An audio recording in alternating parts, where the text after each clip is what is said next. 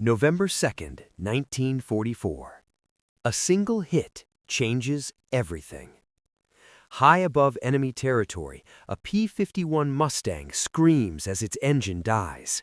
Oil pressure, 0. Black smoke floods the cockpit. 90 seconds, that's all Lieutenant Bruce Carr has before the propeller locks solid and the fighter turns into a falling coffin. 30 seconds ago, he was hunting Germans. Now, he's the one being hunted. Carr bails out into the freezing sky and lands hard, 200 meters behind German lines.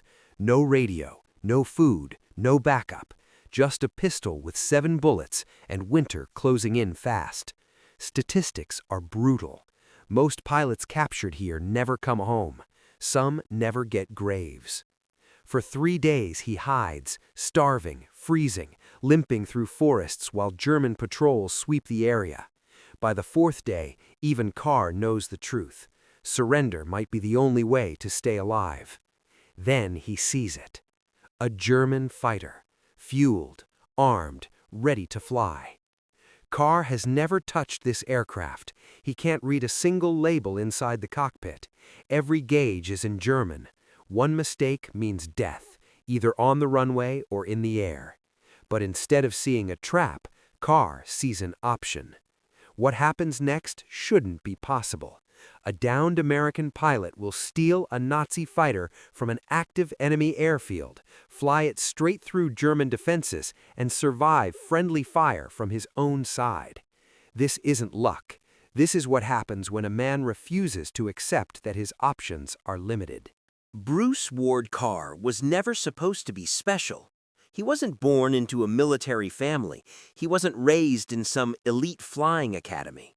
He came from Union Springs, New York, farm country, quiet roads, wide skies, the kind of place where nothing dramatic is supposed to happen. But something about Bruce Carr never fit the quiet life. In 1939, when most 15-year-old kids were worried about school or summer jobs, Carr was sitting in the cockpit of a crop-dusting biplane. A local pilot named Earl let the teenager take the controls one afternoon. No uniforms, no military discipline, just a rattling engine, open sky, and instinct. That was it. Carr didn't just like flying, he understood it. By the time most young men were learning how engines worked from textbooks, Carr had real stick time. He knew how aircraft behaved when pushed too hard, how air felt when it was about to stall, how fear disappeared the moment the wheels left the ground. Flying wasn't a skill to him, it was natural. The timing mattered. That same year, Germany invaded Poland. World War II began. While Europe burned, a farm kid in New York was unknowingly training for a future that would demand everything flying could offer. September 3rd, 1942. Carr enlists in the U.S. Army Air Forces at 18. Aviation Cadet Program. When his application lands on an instructor's desk, the man does a double take. 240 logged flight hours. The instructor is Earl, the same crop duster who taught Carr years earlier. He doesn't hesitate. Carr is pushed into accelerated training. The Army quickly realizes what it has on its hands, a pilot who doesn't need to be taught confidence, only control. By early 1944, Carr is in England, assigned to the 354th Fighter Group. His aircraft? The P-51 Mustang. The Mustang isn't just a fighter, it's a revolution. Fast, long range, deadly. It escorts American bombers all the way into the heart of Germany, something no Allied fighter could do before. German pilots have a nickname for it, the long-nosed bastard. Carr loves it instantly. The cockpit fits him like it was designed around his body. The engine responds the moment he asks for power. He names his aircraft Angel's Playmate, unaware that fate will eventually seat him in a cockpit bearing a swastika instead. Carr's combat style becomes obvious fast. Where other pilots disengage, he presses. Where others hesitate, he commits. On March 8, 1944, Carr chases a Messerschmitt Bf-109 down to treetop level at over 400 miles per hour. The German pilot panics, pulls up too late, and dies trying to escape. Carr returns expecting praise. Instead, he gets a warning. "You're over-aggressive," his commander tells him. "That kill doesn't count." Carr doesn't argue, but something becomes clear. He doesn't think the way manuals expect pilots to think. He doesn't see limits, he sees suggestions. Transferred units later, Carr finds his place among pilots who fly the same way he does. Fighters who push the Mustang hard. Fighters who believe momentum is life. By June 1944, just days after D-Day, Carr scores his first official victory. More follow: Normandy, Germany, strafing runs, high-speed dives into enemy formations. September 1944, Carr destroys multiple enemy aircraft in minutes, then abandons further kills to escort a damaged wingman home. The Silver Star follows. October 29, 1944, 2 more German fighters fall. Carr becomes an ace. 7 confirmed kills, 21 years old. 4 days later, November 2, 1944, his luck finally breaks. A German flak bursts his Mustang's engine over Czechoslovakia. Oil drains, smoke fills the cockpit. 90 seconds to decide. Carr bails out. When he hits the ground, his ankle twists hard. Pain explodes up his leg. Above him, the war continues without him. Below him, German patrols are already moving. This is where most stories end. Bruce Carr's is just getting started. Bruce Carr hits the ground hard. Pain shoots through his ankle like electricity, but training kicks in before fear can. He rolls, pulls his chute in, drags it into the trees. Smoke from his crashed Mustang curls into the sky somewhere behind him. A perfect signal flare for every German unit in the area. Carr knows one thing for sure. If he's caught in uniform, he's done. He limps through the forest, each step slower than the last. By nightfall, the cold settles in. No food, no map, no radio, just instinct and a burning ankle that refuses to cooperate. At dawn, he hears voices. German. Carr drops flat, barely breathing. Through the branches, he spots them. Wehrmacht soldiers, rifles slung casually, laughing. They're not hunting yet. They don't know he's close. But that won't last. By day 3, hunger is worse than pain. Carr steals vegetables from a field under cover of darkness, chewing raw potatoes like they're steak. His ankle swells badly. Infection is a real threat now. On the 4th night, everything collapses. A farmer sees him. There's a long moment, eye contact, fear, silence. The man doesn't shout. He just slowly raises his hands and backs away. Carr runs. He doesn't get far. German soldiers flood the area within hours. Dogs, trucks, orders being barked. Carr hides in a shallow ditch, water soaking his clothes, teeth chattering uncontrollably. When the flashlight beam hits his face, he doesn't fight. There's no point. Captured, disarmed, surrounded. They march him into a small town at gunpoint. Civilians stare. Some spit. Some look away. A teenage boy raises his fist in the Nazi salute like it's muscle memory. Carr is shoved into a holding cell. The door slams shut. Interrogation comes quickly. They want names, units, airfields, tactics. Carr gives them nothing useful. Serial number, rank, name. Again and again. Each refusal earns him a blow, a slap, a kick. Finally, they stop. Not because they're done, but because they have a better idea. A Luftwaffe officer enters the room. Calm, clean uniform, too polite. "We fly the Mustang, yes?" he asks in perfect English. Carr stays silent. The officer smiles. "We would like your help." That's when Carr realizes something's wrong. Instead of being sent to a POW camp, he's transported, blindfolded, to an airfield. When the blindfold comes off, Carr's stomach drops. Parked on the runway is a P-51 Mustang, but not his. German markings, a swastika painted over the American star. Same aircraft, same power, same deadly potential. The officer explains the plan. They want Carr to fly it, not in combat, but in evaluation flights.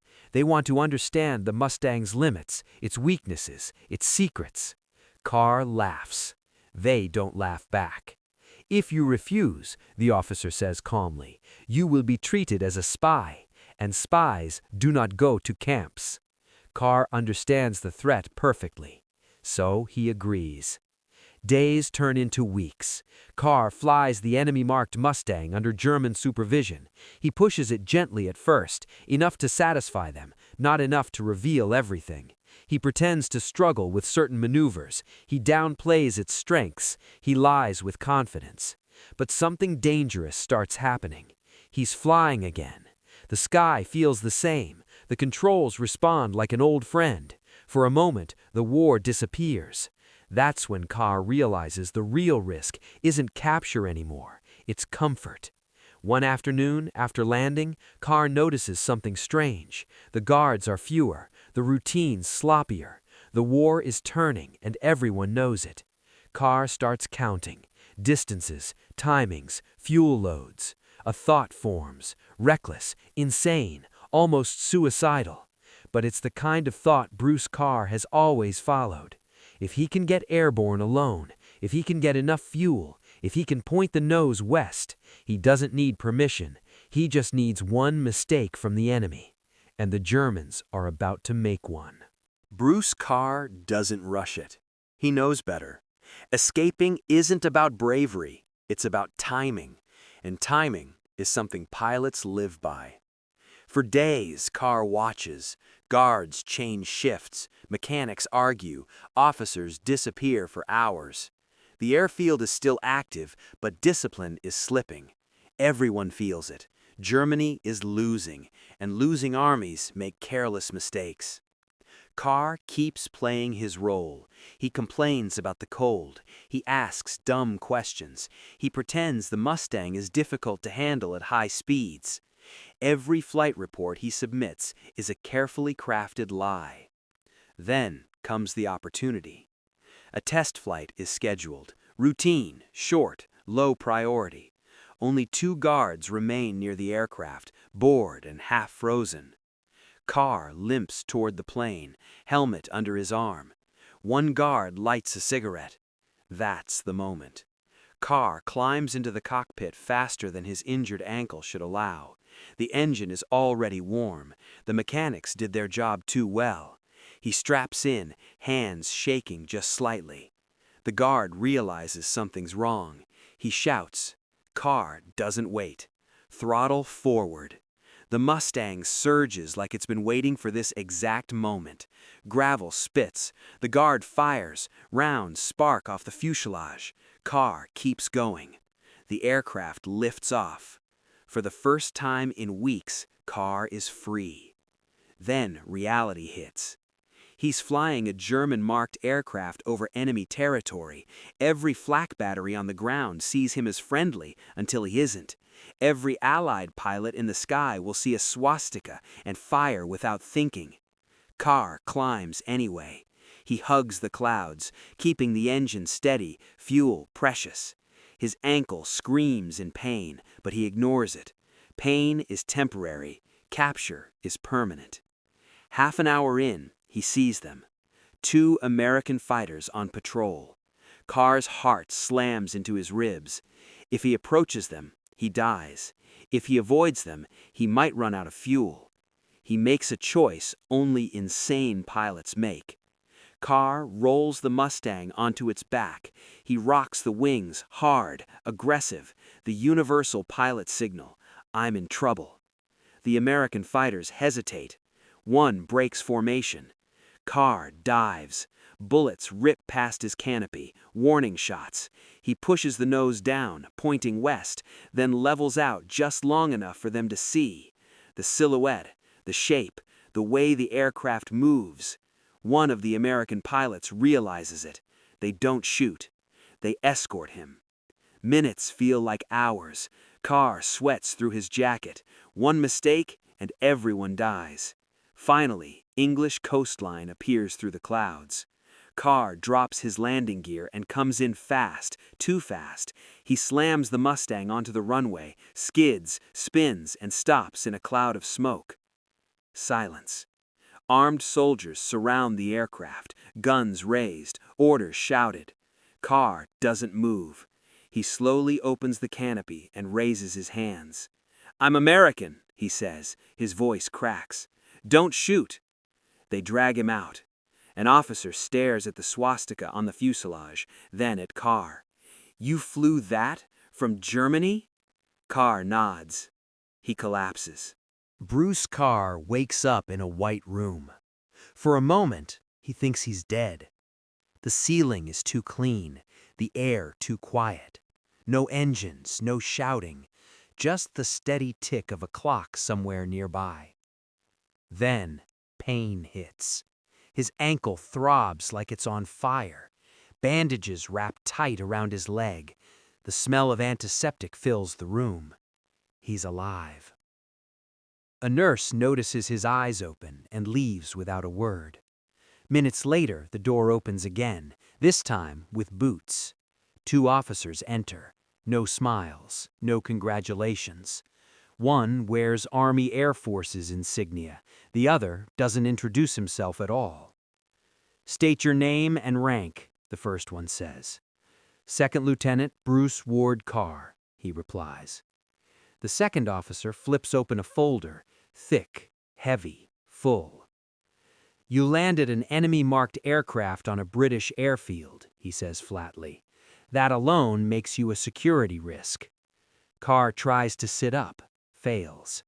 "I escaped," Carr says. "I stole their plane."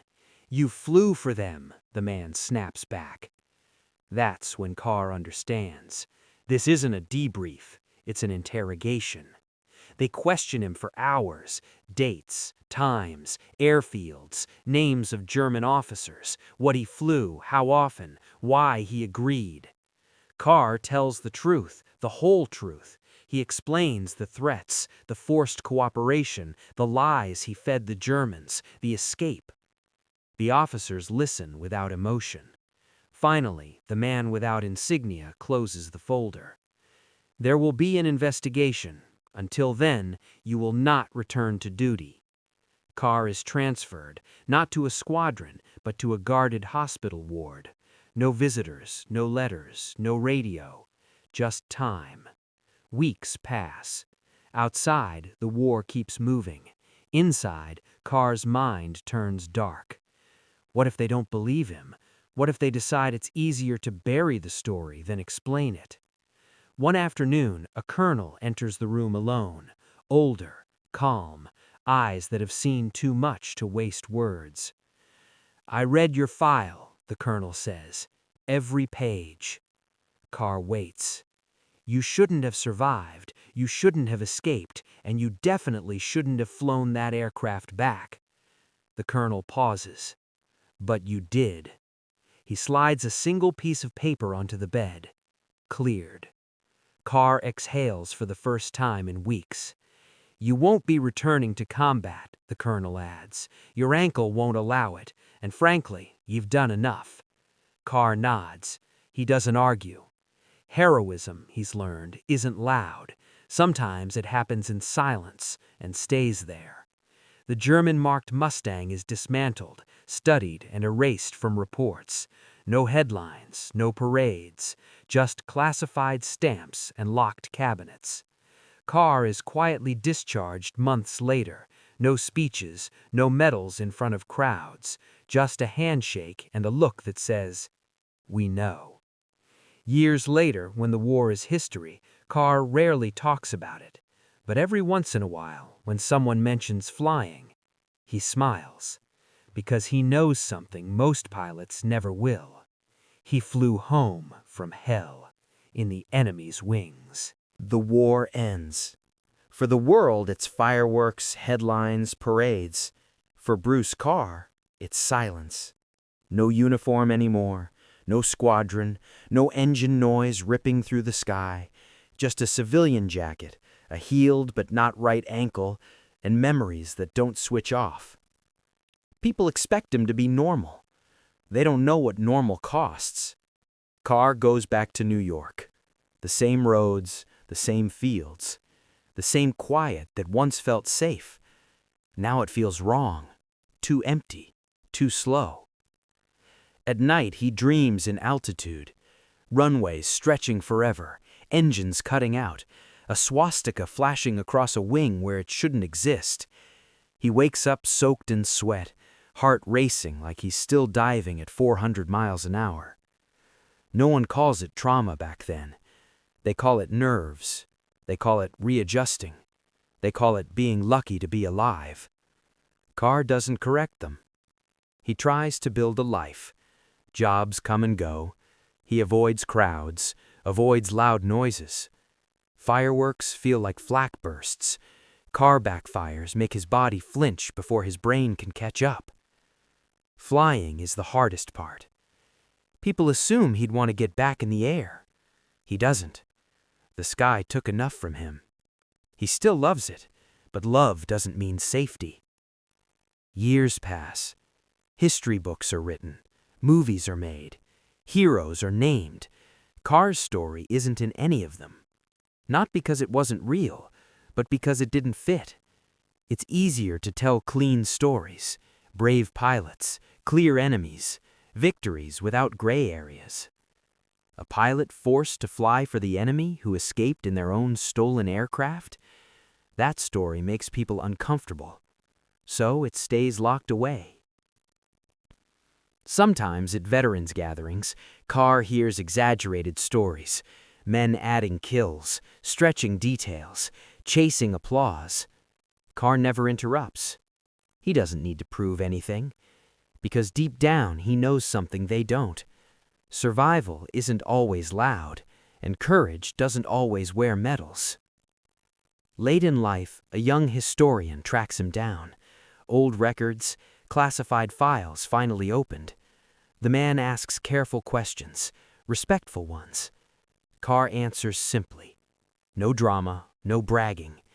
When the historian asks why he never told the story himself, Carr shrugs. Didn't think anyone would believe it, he says. That night, alone again, Carr looks at an old photograph. A young man beside a Mustang, smiling like the war hasn't started yet. He touches the edge of the photo gently. Not because he misses the war, but because he remembers who he was before it tried to break him, and failed. Surviving the war sounds like winning, but for Bruce Carr, survival feels heavy. Every year, names disappear from Christmas cards. Every reunion gets smaller.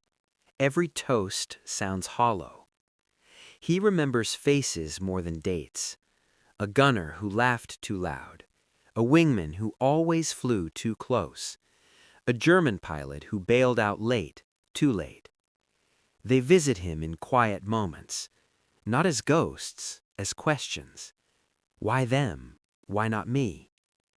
No one prepared soldiers for that part, the part where the enemy is gone, but the battlefield stays inside your head. Carr starts volunteering at a local airfield. He doesn't fly, he just watches, helps kids fix engines, listens more than he talks. A teenage boy once asks him, "Were you scared in the war?" Carr doesn't answer right away. Fear, he learned, isn't screaming. Fear is clarity sharpened into a knife. "Yes," he finally says, "but I flew anyway." The boy nods like he understands. He doesn't, not yet. Carr avoids mirrors. Old injuries stiffen with age. His hands shake slightly when he's tired. Doctors say it's normal. Carr knows better. It's memory leaking through muscle. Sometimes he dreams of the German airfield, the one where he escaped. In the dream, the plane won't start. German soldiers are running. He pounds the ignition, shouting words that never come out. He wakes before takeoff, every time. Never after. There's guilt, too. Guilt for surviving. Guilt for killing. Guilt for flying under one flag in the morning and another by nightfall. People like clean lines. Good guys, bad guys, heroes, villains. Carr lives in the gray space between them. At a veteran hospital, a psychiatrist asks him if he regrets anything. Carr thinks of the moment he realized escape was possible, of the risk, of the bodies that came before that chance existed. I regret that the war existed, he says. Everything else came after. The psychiatrist writes something down. Carr doesn't care what. Years later, when PTSD finally has a name, Carr reads about it in a newspaper. The symptoms sound familiar, too familiar. He folds the paper quietly. Labels don't change the past. What changes him is something smaller. One afternoon, he hears a restored P-51 Mustang fly overhead. The sound is wrong, too clean, too perfect, but close enough. Instead of flinching, Carr looks up. For the first time in decades, he doesn't feel fear. He feels distance. The war is still there, but it no longer owns him. Bruce Carr never called himself a hero. He hated the word. Heroes, he believed, were neat stories people told to make chaos feel organized. War wasn't neat, and neither was survival. When young pilots came to him for advice, they expected tactics, angles of attack, energy management, how to survive a dogfight. Carr gave them something else. Learn your airplane, he'd say. Then learn yourself. They'd wait for more. That was it. He never talked about stealing the German fighter unless someone asked directly, and even then he stripped the story of drama. No plan, he'd say, no backup, just math and nerve. That made people uncomfortable. They wanted destiny. Carr gave them decision-making. Over time, instructors at flight schools noticed something strange. Pilots trained by Carr reacted faster under pressure. They didn't freeze, they adapted. Not because he taught them tricks, but because he taught them how to think when the script breaks. The Air Force never wrote that into a manual, but it spread anyway. Through stories told late at night, through warnings passed between squadrons, through habits pilots didn't know they'd inherited. Carr's influence moved quietly. He refused speaking tours, declined interviews. When a journalist once asked why he never capitalized on his story, Carr shrugged. "Didn't seem like it belonged to me," he said. The journalist didn't understand. Carr knew that the moment belonged to the kid freezing in a cockpit, not the man who survived it. At reunions, someone would eventually bring up the FW-190. Laughter, disbelief, drinks raised. Carr would smile politely, then excuse himself early. He never stayed for the applause, because applause fades. What mattered to him was something else. Years after the war, a former student wrote him a letter. It described a mission gone wrong. Instruments failed, radio dead, enemy nearby.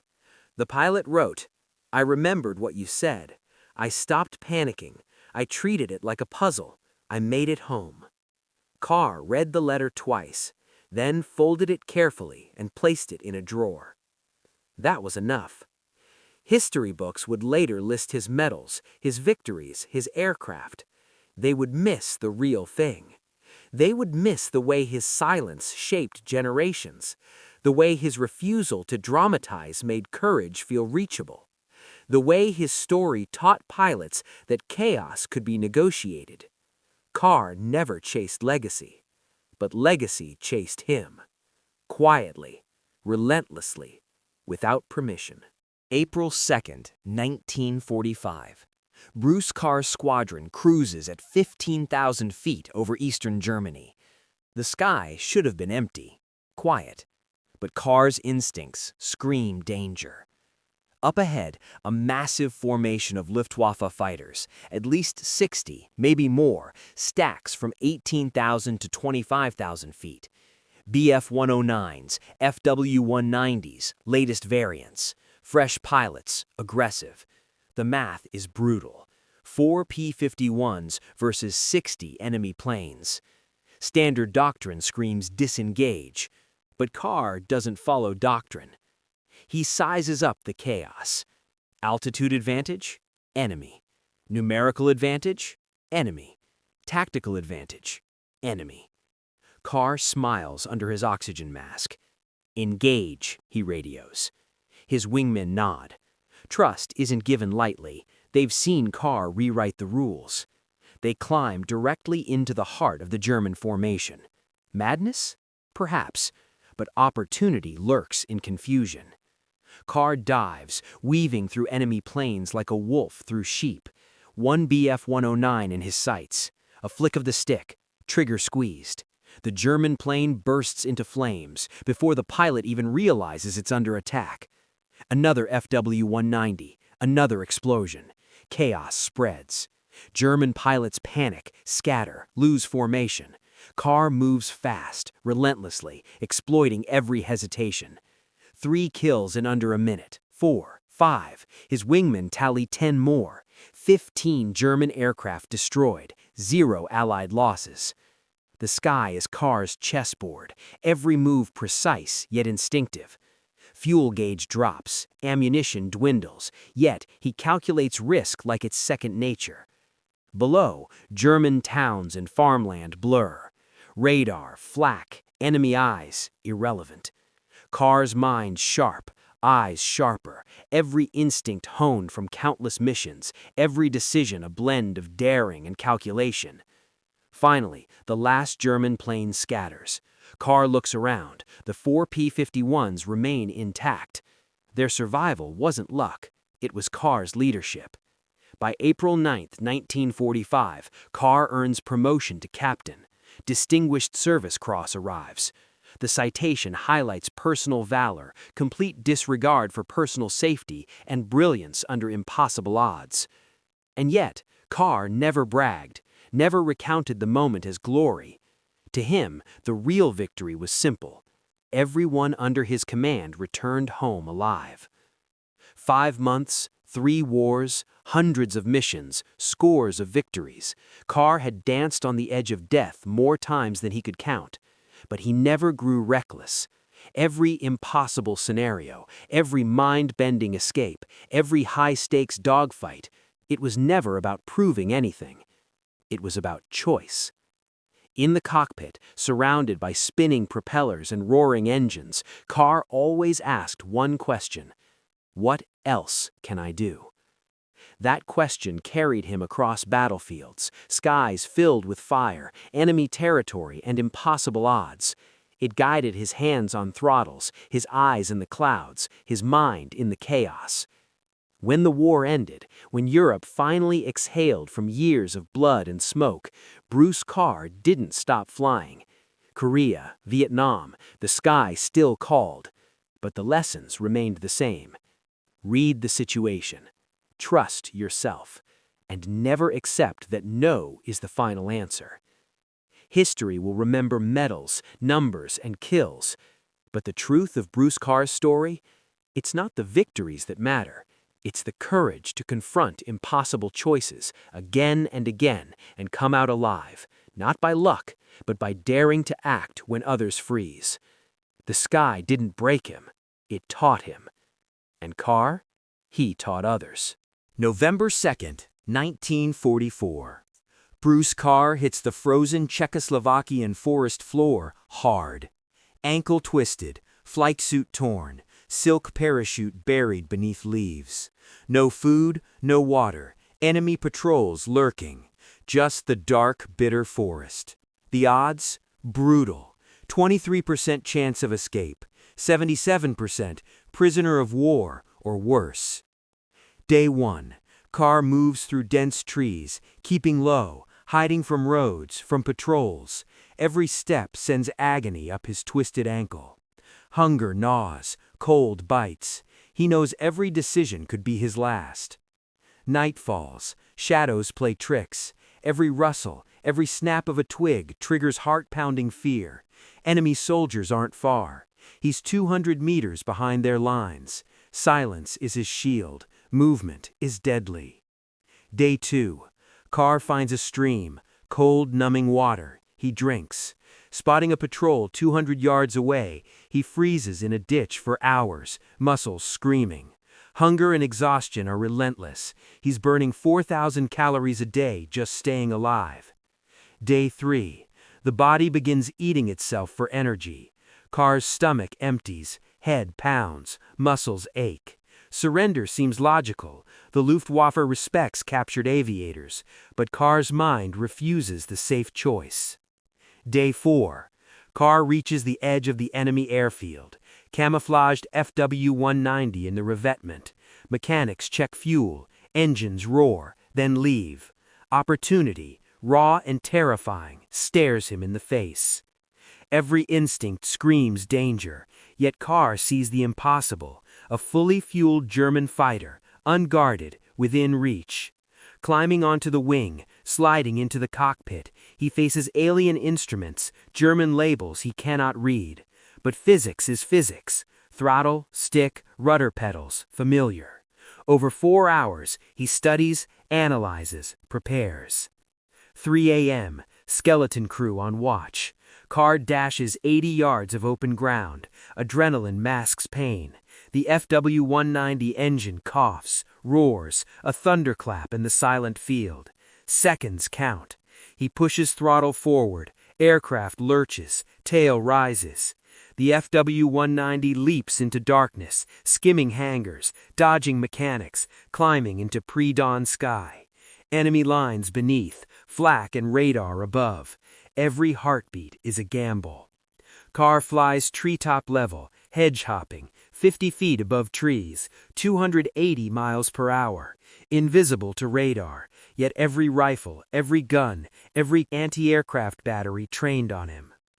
The forest blurs, towns flash beneath. Allies, unaware, fire upon him. He's alone. Enemy planes, ground troops, and even his own side pose mortal danger. Finally, the French countryside gives way to his home base.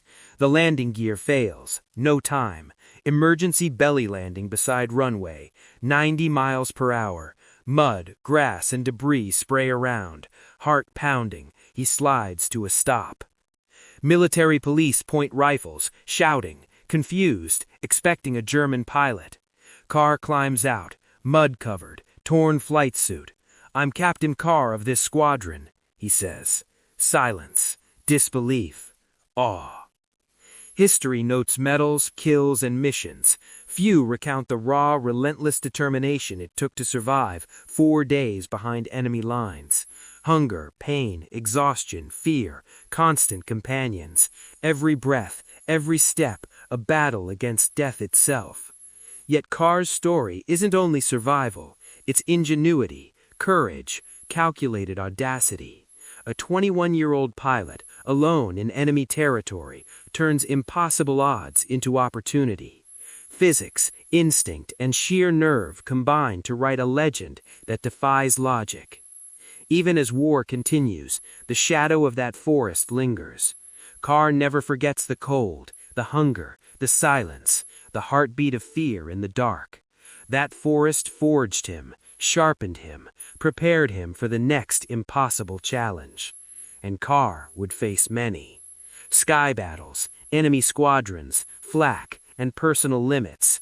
Every mission tested the lessons of survival, improvisation, and fearless action, learned in those 4 nights behind enemy lines. April 2nd, 1945. First Lieutenant Bruce Carr soars at 15,000 feet above Germany, leading 4 P-51 Mustangs on reconnaissance. Eyes scan the horizon. Ahead, 60 enemy fighters, a mix of BF-109s and FW-190s, stacked from 18,000 to 25,000 feet. Overwhelming odds. Standard tactics dictate retreat, survival, safety. But Carr doesn't follow manuals. He doesn't play safe. He keys the radio. Engaging. Wingmen respond without hesitation. Experience and trust fused into instant understanding. Carr dives into the German formation. Precision, audacity, and instinct guide him. Within 3 minutes, 5 enemy aircraft destroyed. His wingmen down 10 more.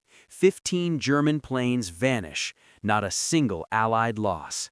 Strategy, nerve, and sheer skill, the stuff legends are forged from. April 9, 1945. Promotion to captain, Distinguished Service Cross awarded.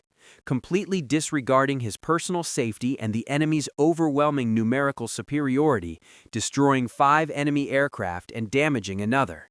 Carr becomes the last ace in a day in the European theater. War ends. Carr is 21, a decorated ace with 172 combat missions and 14 to 15 confirmed kills. But medals don't capture the full story. The stolen FW-190, 4 days behind enemy lines, the belly landing, the hunger, fear, and calculated audacity. Those moments remain untold on headstones. Post-war life, Carr joins the Acrojets, America's first jet aerobatic team, mastering F-80 shooting stars. Korea, 57 combat missions in F-86 Sabres, leads the 336th Fighter Interceptor Squadron. Vietnam, 286 combat missions in F-100 Super Sabres. 3 wars, 3 aircraft generations, 505 combat missions, the same courage and precision in every cockpit. Retires 1973, Colonel Bruce Ward Carr, USAF, a life etched in sky and history. April 25, 1998, Carr dies at 74, Arlington National Cemetery. Headstone reads, Colonel, Distinguished Service Cross, Silver Star, Legion of Merit, Distinguished Flying Cross with Clusters, Air Medals, Purple Heart.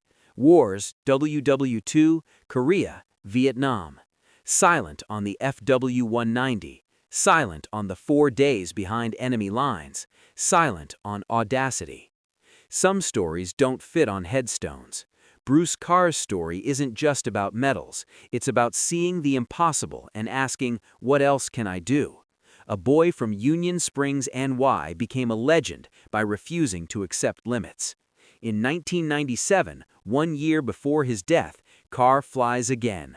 P-51D Mustang, 73 years old, 50 feet off the deck, 300 knots, loops and rolls. The crowd gasps. Questions, what were you thinking?